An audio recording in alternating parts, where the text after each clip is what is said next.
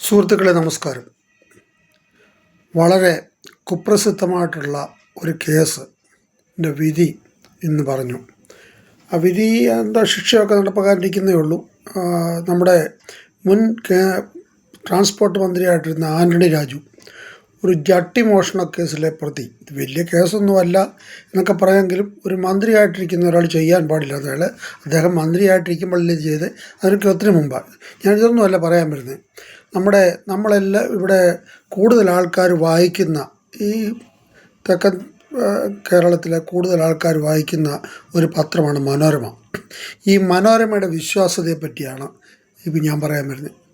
ഈ മനോരമയിലെ ഒരു ലേഖകനായിരുന്ന ഒരു അനിൽ ഇമ്മാനുവേൽ എന്ന് പറയുന്ന ഒരു ചെറുപ്പക്കാരനാണ് ഈ കേസ് കുത്തിപ്പൊക്കിക്കൊണ്ടുവന്ന് ഇതിൻ്റെ വിവരങ്ങളെല്ലാം അറിഞ്ഞ് ഇതൊരു റിപ്പോർട്ട് തയ്യാറാക്കി. അത് ഒരു ദിവസം കൊണ്ടൊന്നും അവതരിപ്പിക്കാനൊക്കത്തില്ല. അദ്ദേഹം അത് ഒരു പരമ്പരയായിട്ട് അവതരിപ്പിക്കാനായിട്ട് മനോരമയിലെ ജോലിക്കാരനാണ് കൊടുക്കുമ്പോൾ മനോരമ ഇത് തിരസ്കരിച്ചു. ഇത് സർക്കാരിനെതിരായിട്ടുള്ളൊരു സർക്കാരിനെ വെറുപ്പിക്കാനൊക്കത്തില്ല, അതുകൊണ്ട് ഇത് കൊടുക്കുന്നില്ല എന്ന് പറഞ്ഞ് ഇത് അനിൽ ഇമ്മാനുവേലിൻ്റെ ഇത്രയും ഒക്കെ പുള്ളിയുടെ ഇത് ഞാനിത് കേട്ടു. കഷ്ടപ്പെട്ട് ഇത് ഉണ്ടാക്കിയ ഒരു ജീവനക്കാരെ കൊണ്ടുവന്ന ഇത് മനോരമക്കാരെടുത്തില്ല. മനോരമക്കാരുടെ കാര്യം പറഞ്ഞു കഴിഞ്ഞാൽ, ഇപ്പം പിണറായി വിജയന് എൻ്റെ ഏറ്റവും അടുത്ത ആൾ KM എബ്രഹാമാണ്. അത് മനോരമയുടെ കണ്ടെത്തി കുടുംബത്തിലെ ആളാണ്.